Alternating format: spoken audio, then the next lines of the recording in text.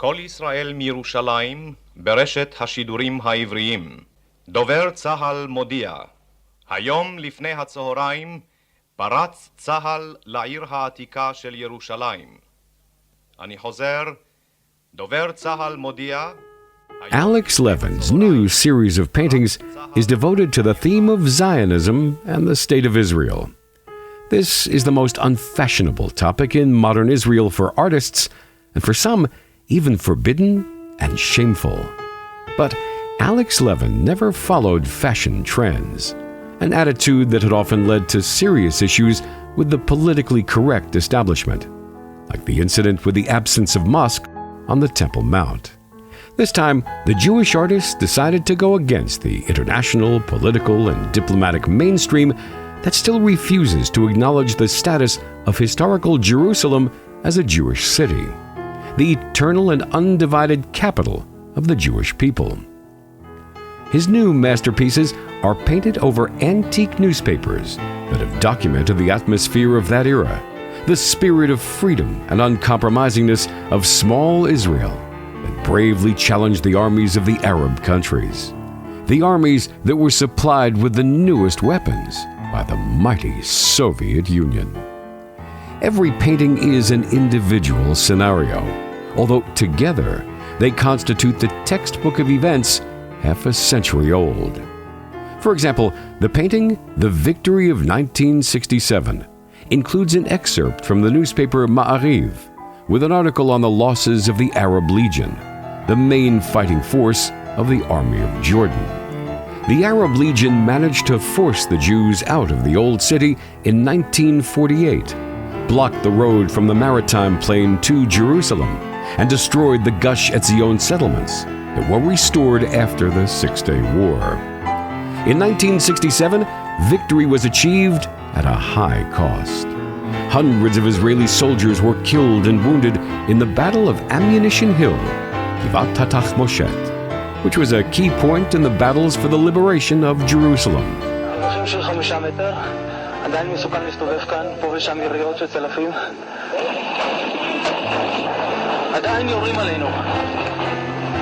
הטנקים הישראלים עומדים בפתח העיר העתיקה קדימה לתוך שער האריות. מפקדי הגדודים, אנחנו יושבים על הרכס שצופה לעיר העתיקה ועוד מעט אנחנו עומדים להיכנס אליה. העיר העתיקה של ירושלים שמאז כל הדורות חותמים עליה ושואפים אליה. אנחנו נהיה הראשונים להיכנס אליה.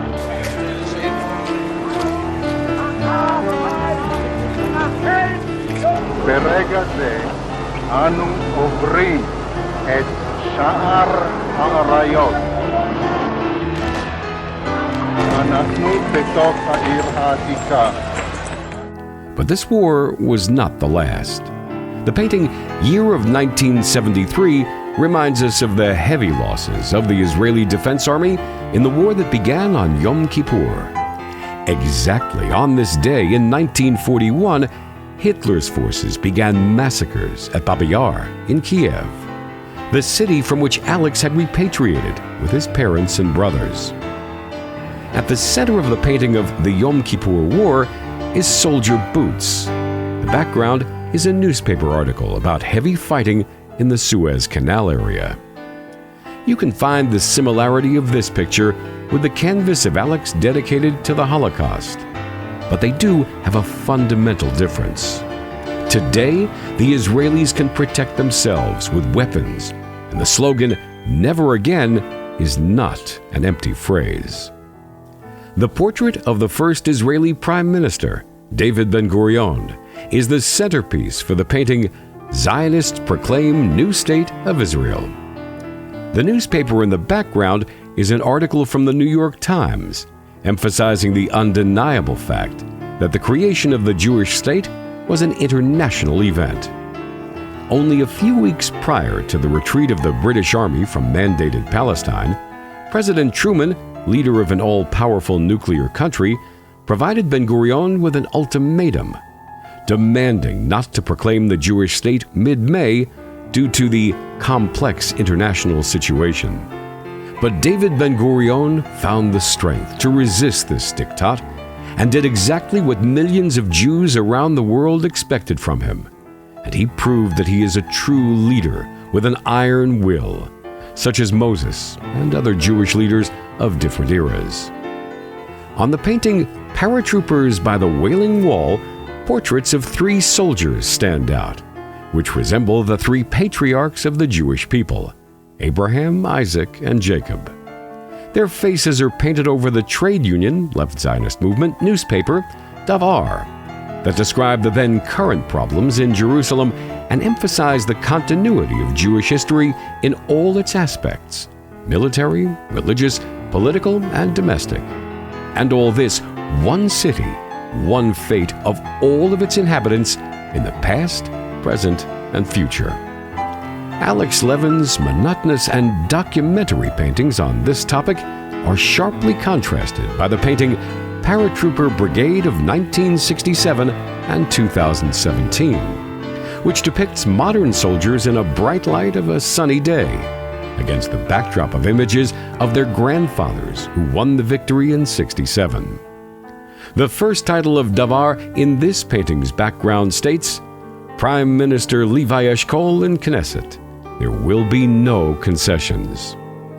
Another headline on the same page, any obstruction of Israeli vessels will entail the most serious consequences. This is already about the blockade of the military ships of Egyptian President Nasser. Eshkol did not limit himself to the threat, and on June 5, 1967, Israel began a preventive defensive war and not aggression, as the naval military blockade was a casus belli, a declaration of war.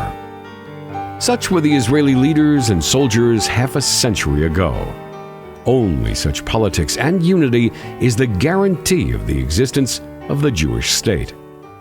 Alex Levin, a repatriated Israeli artist, is a Jew and a Zionist who had served in the Israeli Army tank troop on the Golan Heights and doesn't hesitate to talk about it in full voice. Because it is impossible to live in a country that you cannot be proud of. Another theme of Alex Levin's paintings is the nature of the land of Israel. In the military series, palms and bright flowers have disappeared. We see cacti and a thistle.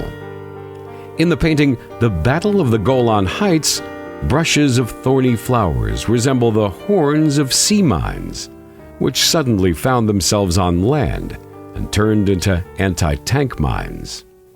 It was the Golan Heights in 1973 that became the site of the bloodiest battle of the armored divisions of the armies of Israel and Syria. The military theme is also emphasized by newspaper pages, including the quote from an article in the New York Times. It's dedicated to the war for independence of Israel in 1948 and the appointment of the great chemist Chaim Weizmann as the first president of the Jewish state. Bright colors and a discreet color palette are what makes Alex Levin's painting Tzabar so unique. Tzabar is the Hebrew word for cactus, as well as for Israelis native of the country. Cactuses seem to sprout through newspaper articles with maps of Eretz Israel, including those that do not correspond with the current borders of the State of Israel. But the artist sees, in his own way, both the history and modernity of the Jewish state, which he has repeatedly proved while painting the Temple Mount in Jerusalem. Alex sees all this, first and foremost, from the Torah's point of view, the Book of Eternity.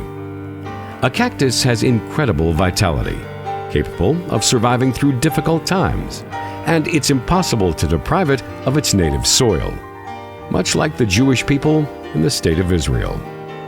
It's also worth highlighting the work of modern Tel Aviv and the young people that have the right to live and be proud of their country and their roots. The artist combines the past, present, and future with the help of old newspapers dating back to 1953. We will never build a future without knowing and respecting our past. Every painting has 2 dates by the artist's signature: the year of the painting and the year of the newspaper publication. By presenting this unique series of paintings, Alex Levin prolongs the life of these antique newspapers from the previous century, giving them new meaning and life for centuries to come.